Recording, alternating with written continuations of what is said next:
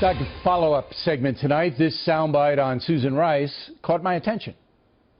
I'm not going to prejudge here, but I think every American should know whether or not the National Security Advisor to President Obama was involved in unmasking Trump transition figures for political purposes. It should be easy to figure out, and we will. And joining us on Washington is Senator Graham. Do you really believe it's going to be easy to figure this out, Senator? Might be hard to have consequences, but it'd be easy to figure out. John Brennan and Clapper, or the CIA Director of National Intelligence, need to be asked the following question. Did Susan Rice ever make a request of you or your agencies or the NSA to have unmasking of any Trump transition figures that were incidentally surveilled? Then you go and ask her the Riley question. What say you, Susan Rice, if she did? Okay. Now, what committee should do that in the Senate? Good question. This is where it's confusing. So you got Brennan and Clapper are probably under the jurisdiction of the intelligence community, right. But I've made a request as the Judiciary Subcommittee Chairman for Clapper, Brennan, Sally Yates to come before our committee and testify in public. We'll see if we can do that. All right. Now, can you compel them to come to your committee? Can you compel them to do it by subpoena? They said they would come. They only want to come once. They'll testify once in open hearing, once in a closed session. I've got to coordinate this with the Intelligence Committee to figure out who's in charge. Sally Yates was in the Justice Department, so she's under the Judiciary Committee jurisdiction. The other two are probably under the Intel jurisdiction. But my committee is ready to move forward with public testimony of Brennan, Clapper, and Yates. And I would ask Brennan and Clapper, did Susan Rice ever come to any of your organizations and ask that names be unmasked? Okay, and that's a simple question, a yes or no. Right.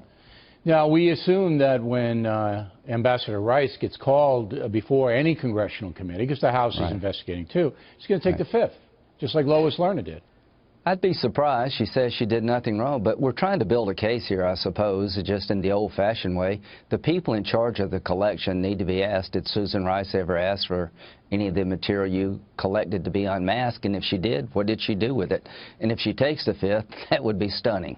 Why would it be stunning, though? Don't you feel that she's in a precarious position right now? And don't you feel that her attorneys are going to say, listen, you know, there's a lot of implications here, and there are a lot of laws in here, and, you know, you might get tripped up or something like that. It'd be a lot easier for you to just plead the fifth. Don't you think any attorney would tell her that? Well, that's kind of inconsistent with what she said. She said she did nothing wrong. But, yeah, you know, I've been a lawyer. Maybe I'll tell my client out of abundance of caution, don't answer any of these questions. I don't pretend to your audience to be a legal expert on unmasking, but I'm going to try to find out about what the rules are and if they were violated, are they crimes.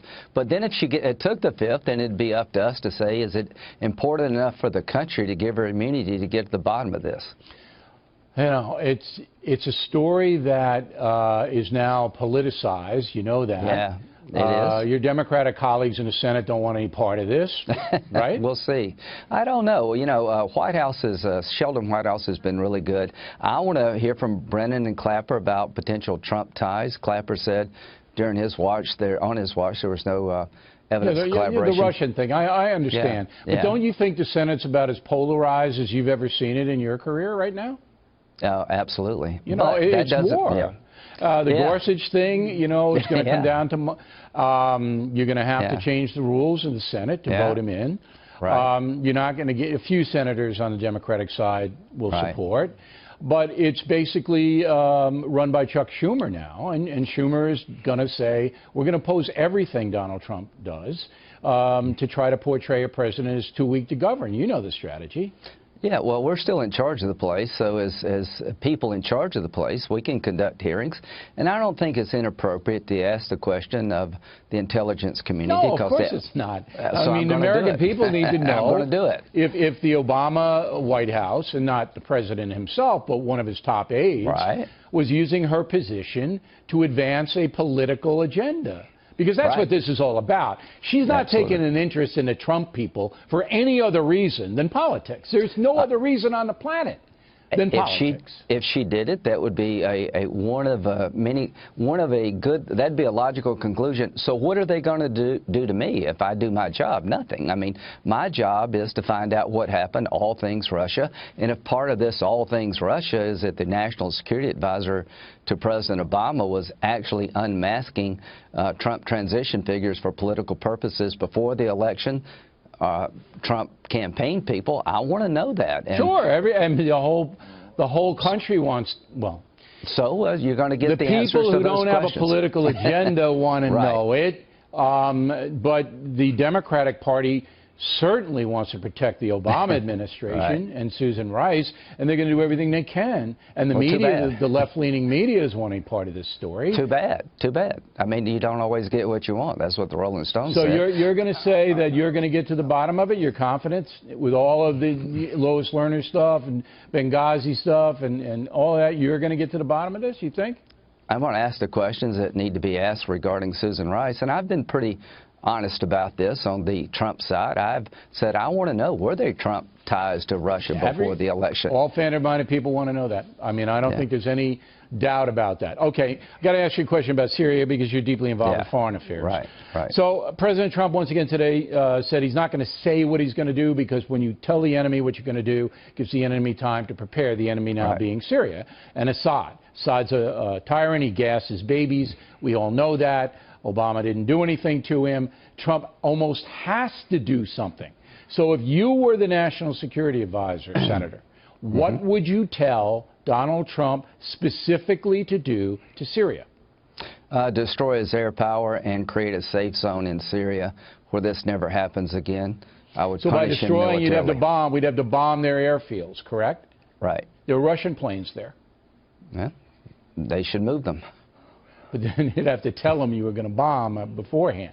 I think I would probably do that. Okay, but you warn them, and then boom, you destroy their infrastructure on the air side. Then I would make sure there would never be another incident like the people in Idlib would never be bombed again by Assad.